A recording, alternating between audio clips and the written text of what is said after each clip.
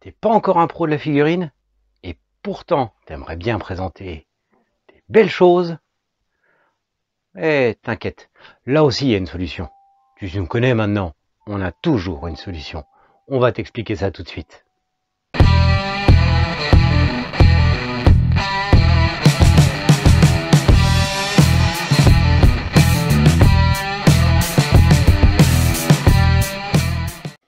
Bonjour à tous et bienvenue chez Serial Painters. Alors aujourd'hui c'est la peinture de Setsuna qui vient du vote que vous avez fait pour la figurine des abonnés. Vous nous connaissez maintenant, on va en profiter pour faire un petit tuto. Alors j'ai longtemps réfléchi à comment j'allais la peindre, j'avais pas mal d'idées. Et je me suis dit que j'allais tourner la chose autrement. Je vais vous faire une figurine au final très simple, peinte essentiellement avec de la contraste, mais par contre je vais vous apprendre 4 petites astuces pour lui donner une grosse valeur ajoutée. Puis que vous n'aurez pas besoin de payer parce que c'est pas comme la taxe sur la valeur ajoutée au moins.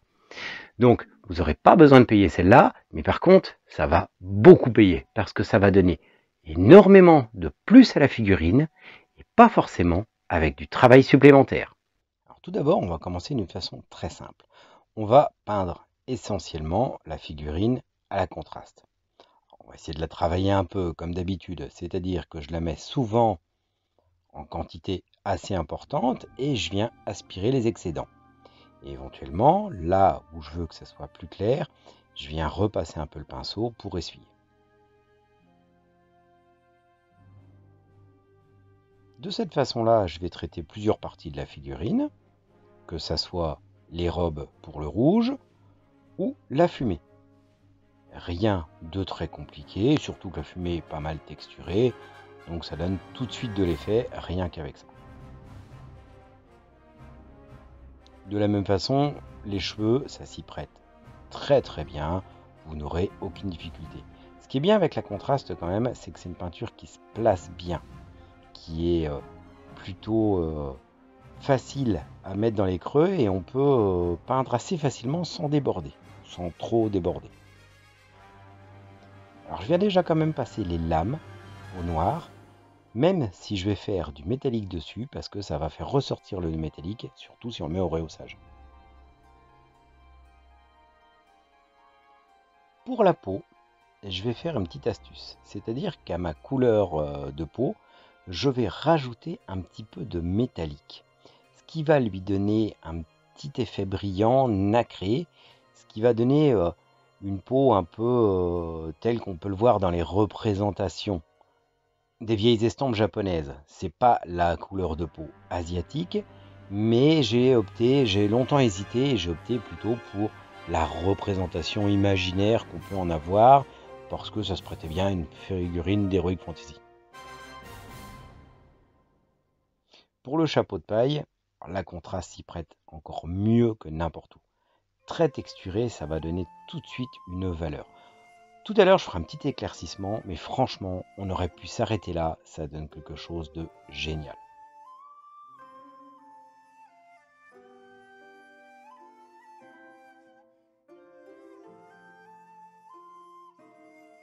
Ici, j'avais envie de remplir les creux en rouge. Le problème, c'est qu'ils sont vraiment très très peu marqués.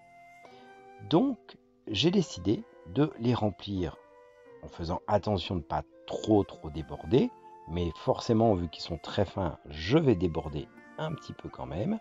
Mais on va rattraper ça en gommant après au blanc.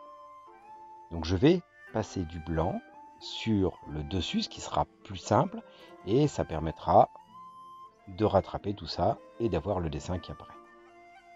Je vais peindre les parties métalliques des lanternes sans difficulté, avec une couleur de chez Valero que j'affectionne particulièrement, elle a un rendu magnifique.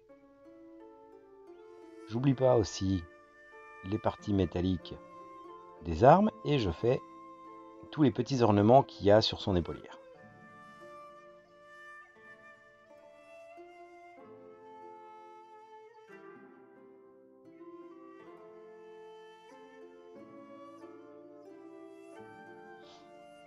Ici, avec du blanc qui est relativement bien dilué, je viens remplir les zones ouvertes, l'éclairage des lanternes.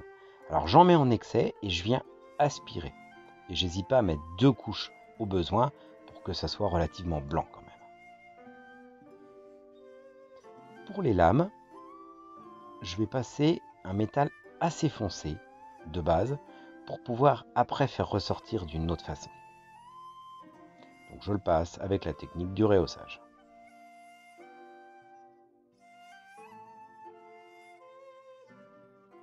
Ici pareil, j'y vais encore à la contraste, ça sera parfaitement suffisant et ça va vous illustrer qu'on n'a pas forcément toujours besoin de passer des heures en peinture pour obtenir quelque chose.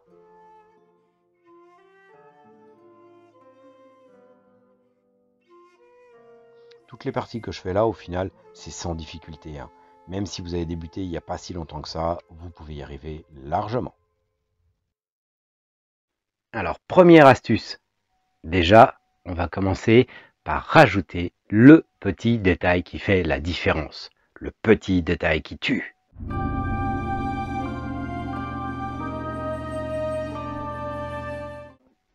Ce détail, ça va donner quelque chose à la figurine. Ça va l'habiller. Pour Setsuna, la différence, ça va être de faire un polissage rond sur la lame du katana. Exactement comme on s'attend à trouver sur un katana japonais. Cette petite chose, c'est pas grand chose à faire, c'est très facile. Par contre, tout de suite, par rapport à une lame basique, simple, avec un fil éclairci droit, ça va donner quelque chose qui va attirer l'œil, quelque chose qui va correspondre au thème de la figurine, quelque chose qui va tout de suite inclure cette figurine dans l'esprit ici japonais, mais qui va donner l'impression que vous avez fait énormément de travail. J'avais gagné, il y a quelque temps, un concours de peinture rapide, une peinture en 1 heure. J'ai pas mal l'habitude des concours rapides comme ça, et j'ai travaillé d'une façon différente. Les autres ont voulu partir sur un schéma classique, avec des éclaircissements et tout, qui prend au final beaucoup de temps, ce qui n'est pas possible. Moi, j'ai fait quelque chose. Là, j'ai fait une peinture uniforme, et j'ai rajouté le petit détail qui tue dessus. C'est-à-dire que j'ai peint des runes sur un Space Marine, partout. Pour en faire un peu style l'ancienne légion des Worldbearers avant qu'ils tournent au chaos. Et tout de suite, c'est tout bête, mais ça a attiré l'œil des juges et ça a eu son effet. Et ça a marché. Alors qu'en fin de compte, j'avais peut-être moins travaillé que les autres, mais j'ai rajouté ce petit détail qui tue. Et voilà, pour faire l'affûtage de ma lame à la japonaise, je vais utiliser un métal bien plus clair pour que ça tranche, pour que ça se voit. Le détail qui tue, il faut quand même qu'il saute aux yeux. Et je vais faire juste des petites vagues. Alors on peut dessiner soit en petites vagues, soit si on n'est pas sûr, on vient placer un peu son pinceau pour faire un demi-cercle, et ainsi de suite. Franchement, c'est pas difficile. Tout de suite, le rendu est là. Vous voyez tout de suite comment ça apporte de la valeur ajoutée? Ça fait le petit détail sur lequel on va se focaliser parce qu'on s'attend à avoir ça sur les lames japonaises. Ensuite, je continue la figurine en apportant un peu d'ombrage et d'éclaircissement. Pour une fois, j'utilise du shade parce que la peau étant très claire, je voulais faire ressortir un petit peu quand même. Donc je viens passer du shade dans les creux.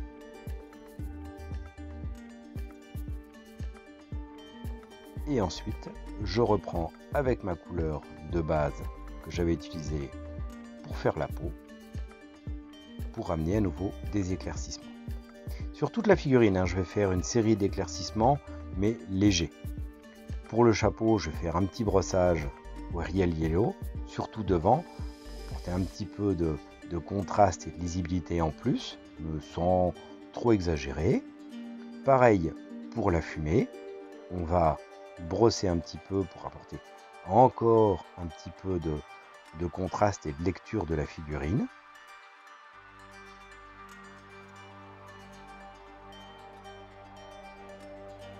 Pour la robe, je vais passer certains plis hauts avec une couleur un peu plus claire, mais pas trop parce que je veux pas que ça ressorte trop non plus. Pas pour ce qu'on va faire après.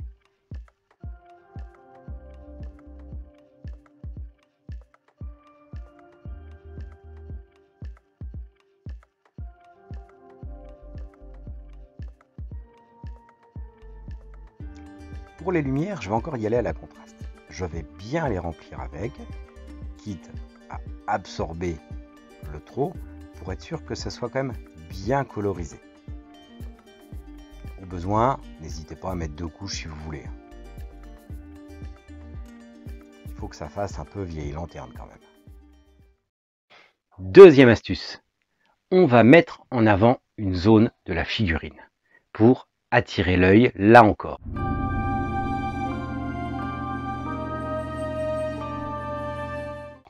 Alors, il y a plein de techniques différentes. On peut faire quelque chose avec une couleur qui sort de l'ordinaire, quelque chose de flashy. On peut éventuellement faire un brin de modification pour que ça soit différent. Ou tout simplement faire un OSL. Alors l'OSL, que je vais vous présenter ici, on va le faire de façon très simple. Rien qui sort vraiment de l'ordinaire. Pas un OSL ultra travaillé, parce que le but, c'est de mettre la figurine en avant, malgré que vous n'ayez pas encore le gros niveau de peinture. Mais, vous allez voir, à la fin, il va y avoir encore une astuce qui va avec. Alors pour l'OSL ici, comme on peut voir, il faut repérer dans quelle direction ça va éclairer. Imaginez que c'est des lanternes, que ça ne va pas éclairer super fort, ça dépend ce qu'il y a comme lumière dedans. Mais surtout, il faut repérer à peu près où ça va éclairer. Et des fois, il y a des éclairages qui vont être croisés. Alors, ne soyez pas, si c'est pas parfait, c'est pas grave. Essayez de repérer quand même que ça soit logique, que ça vienne éclairer les zones normales où est dirigée la lanterne. Donc pour ça, on va déjà venir marquer la zone. Je ne vais pas hésiter à coloriser des parties assez grandes, histoire de m'y repérer. Si vous n'avez jamais fait d'OSL, ça va vous aider au début. Même si en fin de compte vous avez un peu trop colorisé, c'est pas grave. Ça va vous permettre de visualiser là où la lumière arrive et on va reprendre après.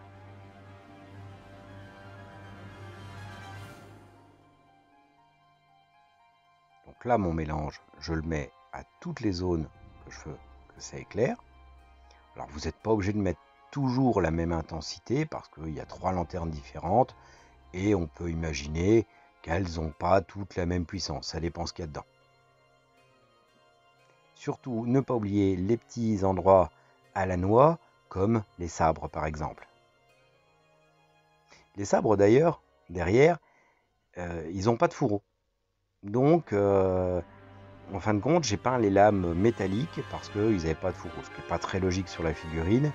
Mais si je les avais peints autrement que métalliques, ça ne serait pas ressorti. Donc comme vous voyez, j'ai quand même largement éclairé mes zones.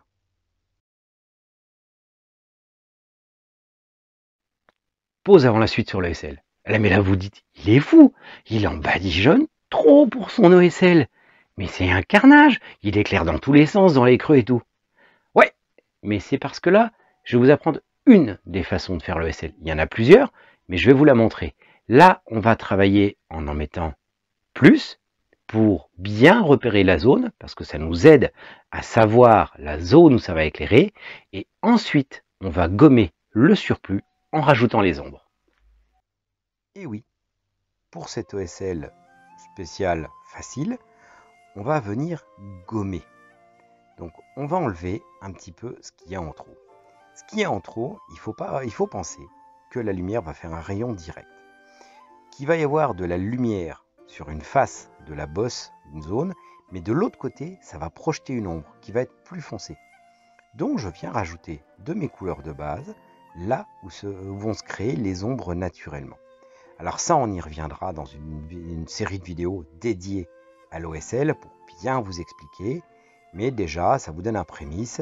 Vous savez qu'il y a des zones qu'il va falloir enlever parce qu'il y a des zones qui ne seront pas éclairées. Alors après, il y a toujours de l'éclairage diffus en rebond. Mais là, sur des petites figurines comme ça serait un peu trop poussé. Et puis, la figurine ici, ça s'y prête pas. Là, le but, c'est d'attirer l'attention. L'OSL que vous ferez, peu importe s'il est parfait, il va attirer l'attention sur les zones qui sont éclairées et sur les lanternes. Ce qui fera oublier d'autres zones qui sont peut-être moins bien réussies. Et même si vous avez fait une peinture très simple, on s'en apercevra pas. Surtout avec la suite. Et je viens gommer avec les couleurs de base à chaque fois. Doucement, tranquillement, je viens enlever l'excédent et créer mes ombres. J'hésite pas à repasser plusieurs fois s'il faut. Il vaut mieux faire une peinture bien diluée, histoire d'y aller doucement et de créer exactement là où vous voulez. Vous pouvez même estomper avec le doigt si vous voulez.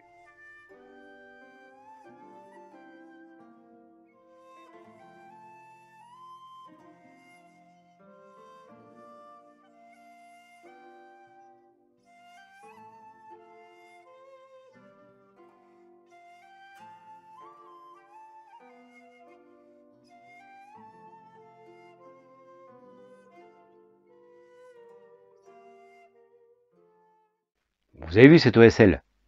Pas si difficile que ça à mettre en œuvre. Alors, il est un petit peu marqué assez fort. J'aurais pu le faire plus doux, même pour une vidéo simple, mais j'en ai besoin pour la suite, pour la 4e astuce. On verra ça donc tout à l'heure. 3e astuce.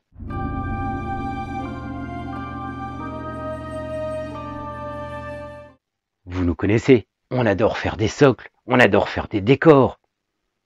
On vous a donné le goût. Souvent, on a beaucoup de retours positifs sur toutes ces vidéos-là, et ça vous donne plein d'idées. Et bien, il va falloir inclure votre figurine dans un environnement, sur un socle, avec un décor, quelque chose qui va lui apporter une grosse valeur ajoutée. Ça peut être n'importe quel type de socle, mais quelque chose qui va faire sortir la figurine de l'ordinaire. Un socle qui, même si vous faites un socle simple, qui n'est pas difficile à faire, il va tout de suite donner beaucoup de valeur à la figurine et faire oublier que la peinture est passable et transformer la scène en quelque chose qui a beaucoup plus de gueule, quelque chose qui va plaire, qui va attirer l'attention, peu importe la qualité de la peinture. Ici, ça tombe bien. J'en connais une qui, pour la semaine prochaine ou la semaine d'après, je ne sais plus, vous a préparé un super tuto socle avec un cerisier japonais. Je crois que Setsuna, elle sera bien dessus. Ah, comme vous pouvez le voir, ça change tout. Inclus sur un socle comme ça, qui en fin de compte n'est pas si difficile à faire que ça, vous le verrez en tuto, tout de suite, Setsuna, elle rend mieux. Même si la peinture est très basique, on n'a pas l'impression qu'elle est très... Ça la met en valeur énormément. Et peu importe qu'on le filme sur fond noir ou sur fond blanc, ça rend toujours aussi bien. Pensez bien que les fonds peuvent influencer aussi sur la façon dont vous voyez la figurine. On va le voir pour le 4e conseil. Bon alors, franchement, avec le socle, ça change tout. C'est quelque chose qui a de la gueule. Ça embellit la figurine. Là déjà, le fait que vous ayez fait une peinture toute simple à la contraste, on l'oublie déjà largement. Et maintenant, on va passer à une dernière astuce. La 4e donc.